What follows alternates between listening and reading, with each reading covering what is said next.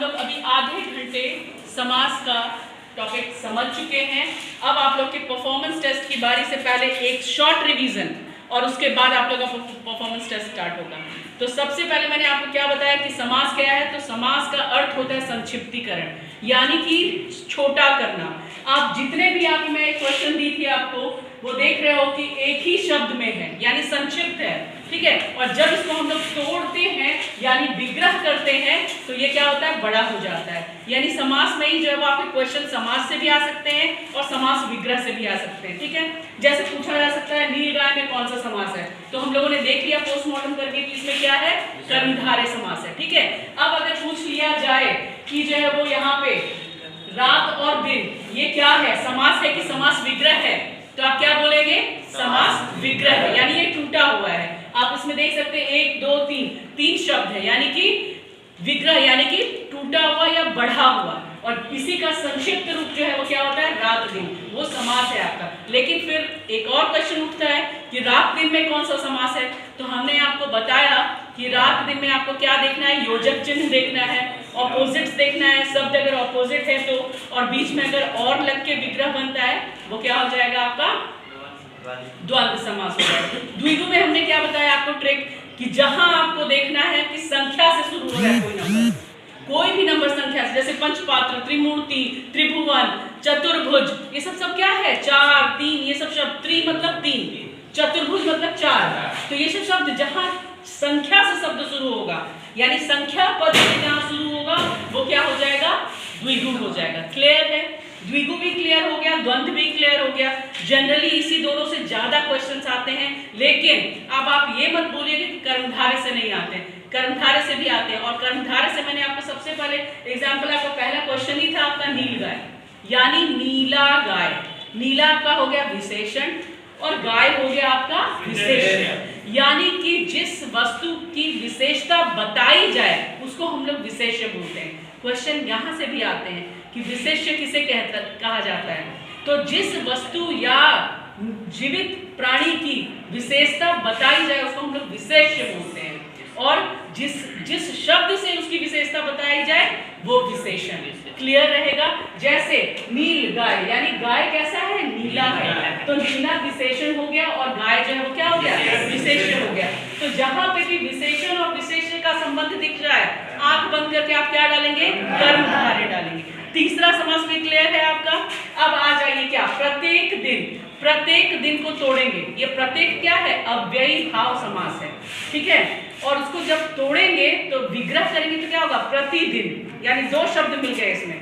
और जहां पे भी आपको प्रति, यथा, भर, ये सब 3 वर्ड से वर्ड स्टार्ट हो, जैसे प्रतिदिन, प्रतिदिन है ना, यानी कि और प्रत्येक, इसको भी तोड़ेंगे तो क्या होगा, प्रति एक होगा, प्रतिदिन। उसके बाद भर पेट, यानी भरा पेट है ना। तो जहां भर, यथाशीघ्र, यथानुसार, यथा शक्ति, ये सब वर्ड सब जो है वो क्या है, अव्ययी भाव है। और हमने आपको अभी अव्ययी का बताया, पूरा अर्थ समझाया कि अव्ययी जो है वो किससे बना है, अव्यय से। और अव्यय कौन सा शब्द होता है, जो संज्ञा, सर्वनाम, विशेषण, क्रिया आदि के बदलने से जो है वो नहीं बदलता। जैसे प्रतिदिन को ही उठा लीजिए, प्रतिदिन में हमने क्या आपको एग्जाम्पल बताया था कि राम प्रतिदिन जो है वो स्कूल आता है, सीता प्रतिदिन रसोई बनाती है, हम लोग प्रतिदिन क्या होते हैं, घूमने जाते हैं, हम लोग, वे लोग प्रतिदिन यहाँ आते हैं। यानी शब्द बदल रहा है, क्रिया बदल रहा है, संज्ञा, सर्वनाम सब बदल रहा है, लेकिन एक ही शब्द है जो नहीं बदल रहा है, वो क्या है, प्रतिदिन। इसीलिए प्रतिदिन क्या है, अव्यय है। अव्यय जो होता है वो संज्ञा, सर्वनाम, विशेषण, क्रिया आदि के प्रभाव से प्रभावित नहीं होता है, वो अविकारी होता है, इसीलिए हम लोग उसको अव्यय बोलते हैं। और जो शब्द, जिस शब्द में आपको, जिस समास में आपको अव्यय दिख जाए वो अव्ययी भाव समास।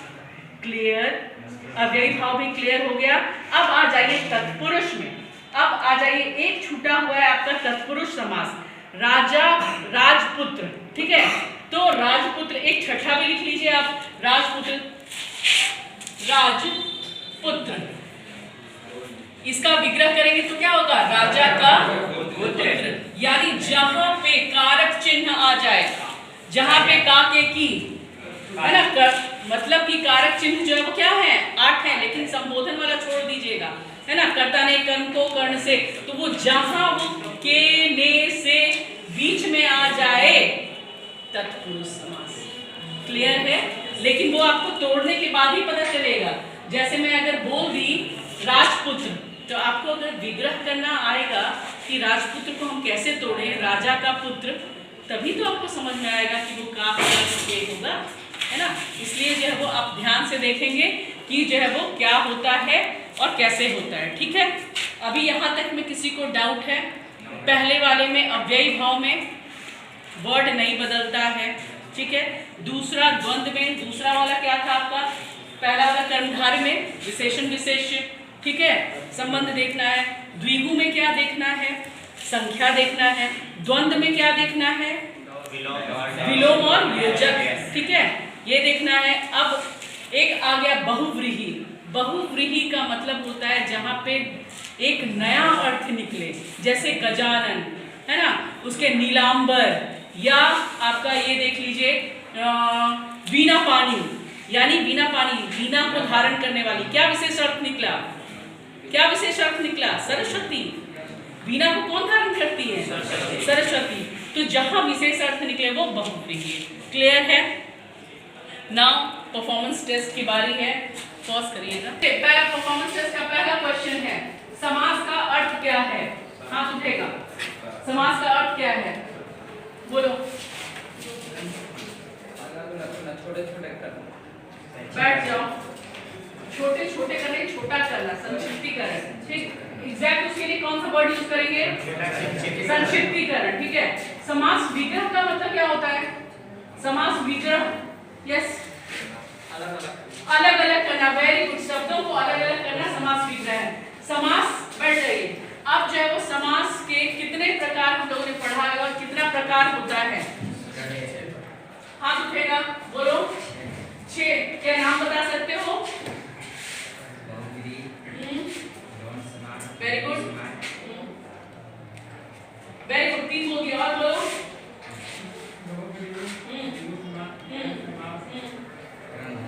कर्मधारय समास, अव्ययी भाव, वेरी गुड, वेरी गुड, 6 बताया, वेरी गुड। अब आ जाइए, अब आइए पहला, अव्ययी भाव समास की क्या विशेषता है, आप कैसे पहचानेंगे अव्ययी भाव समास? एनीवन? यस, बोलो। किसी भी वाक्य में संज्ञा सर्वनाम क्रिया बदलेगा, लेकिन समास नहीं बदलेगा। समास, वो शब्द नहीं बदलेगा, वेरी गुड। अव्यय का मतलब होता है वो उसका मतलब उसका प्रभाव जो है वो वाक्य के आधार पर बदलता ही नहीं। वेरी गुड, बैठ जाइए। अब आ जाइए द्वंद्व में। द्वंद्व समास में कितने पद प्रधान होते हैं? हाथ उठेगा, हाथ उठेगा, यस यस, बोलो। तुम बोलो, दोनों। बैठ जाइए। अभी क्या द्वंद्व समास का 1-2 एग्जांपल बता सकते हो आप लोग? कितने लोग को आता है? यस, बोलो। और माता पिता, सुबह शाम, प्रातः सायं, और बोलिए, और कौन बोलेगा? भाई बहन, और बोलो। चाचा चाची, कुछ भी हो सकता है, मामा मामी, चाचा चाची, नाना नानी।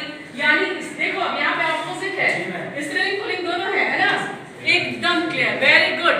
यानी कि अब आपका अव्ययी भाव क्लियर है, द्वंद्व क्लियर है, ठीक से बैठो, द्वंद्व क्लियर है। और द्विगु में क्या पहचानोगे, कैसे पहचानोगे द्विगु समास को? क्या टाइप? संख्या।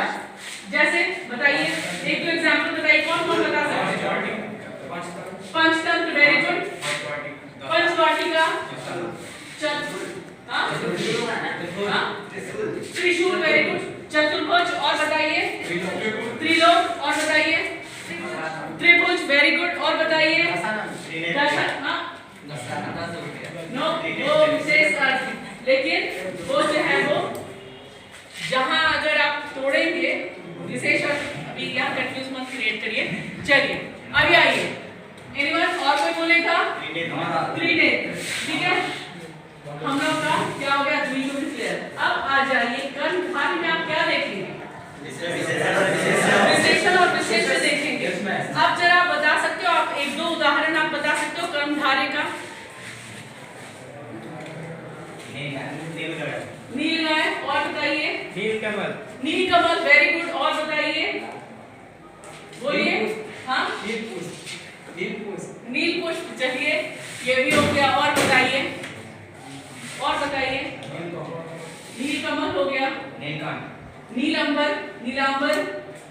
नीलांबर भी रख सकते हैं ना, नीलांबर। लेकिन और ध्यान दीजिए पीतांबर वो भी रख सकते हैं। अब लेकिन विग्रह करना है, पीला है जिसका अंबर, अगर आप जिसका लगा देंगे तो वहां पे क्या हो जाएगा, बहुव्रीहि हो जाएगा। यानी विग्रह करके आपको दिखाना होगा कि आप कौन सा बना रहे हो, ठीक है। अगर आप उसको कर्णधारय बना रहे हो तो आप क्या लिखाओगे, पीला अंबर, बस केवल लिखोगे पीला अंबर, तो वो हो जाएगा आपका कर्णधारय। लेकिन अगर आप दिखा रहे हो पीला है अंबर जिसका, यानी ब्रैकेट में फिर लिख रहे हो विष्णु जी, तो वो क्या हो जाएगा, बहुव्रीहि हो जाएगा। क्लियर है। बहुव्रीहि में कौन सा पद प्रधान होता है, कोई नहीं, तीसरा पद प्रधान होता है, ठीक है। अब आ जाइए कौन सा बच गया, तत्पुरुष। तत्पुरुष समास के बारे में आप क्या बता सकते हो, क्या ट्रिक हमने आपको बताया, क्या आप याद रखोगे, बोलिए। कारक चिन्ह का क्या होता है, लोप होता है, छुपा हुआ होता है, और जब विग्रह करते हैं तो वो दिख जाता है। जैसे एग्जांपल बताइए, जैसे बताइए एक समास बताइए जिसमें तत्पुरुष समास हो। हाँ, मोहन पुत्र थोड़ी लिखोगे, राजपुत्र था तो मोहन पुत्र मत बनाओ, है ना, राजपुत्र। हाँ, धर्मपुत्र, है ना, हाँ, राजपुत्र, वे राजा का पुत्र, ठीक है, बैठ जाइए। हाँ, राजपुत्र, राजा, राजा का पुत्र, राजपुत्र, ठीक है, राजदूत, राजा का दूत, ठीक है। यहाँ पे कारक चिन्ह क्या है, छुपा हुआ है, लोप है, और जब विग्रह करेंगे तो वो दिखेगा, ठीक है। अब हम क्वेश्चन करते हैं आपसे, आप हमें बताइएगा यथाशीघ्र में कौन सा समास है, फटाफट जल्दी हाथ उठेगा, बोलो। अव्ययीभाव समास। अब अगर मैं पूछ लूं कि नीलांबर में कौन सा समास है, बोलो, कर्णधारय। अब अगर मैं पूछ लूं आपसे कि भाई बहन में कौन सा समास है, द्वंद्व समास है। अगर मैं पूछ लूं पंचपात्र में कौन सा समास है, द्विगु समास है। अब अगर मैं पूछ लूं आपसे कि आप हमें बताइए कि जो है वो राजदूत में कौन सा समास है, क्लियर है। यानी आपको सिर्फ 3-4 चीज का ध्यान देना है, आपका क्लियर हो जाएगा। पहले में अव्यय में अव्यय देखना है, अव्यय को ढूंढना है। तीसरे में क्या है, द्विगु में क्या देखना है, संख्या देखना है। द्वंद्व में क्या देखना है कि दोनों शब्द जो है प्रधान हो और डैश हो और विलोम हो। और चौथा कर्णधारय में आपको विशेषण विशेष्य देखना है। और पांचवा में क्या देखना है आपको, पांच बहुव्रीहि में तीसरा पद, क्लियर है। ओके, आपका परफॉर्मेंस टेस्ट बहुत अच्छा रहा और 5-6 बच्चों ने बहुत ही अच्छा क्विक रिप्लाई दिया, उसको मैं खड़ा करना चाहूंगी। आप लोग दोनों खड़े होंगे।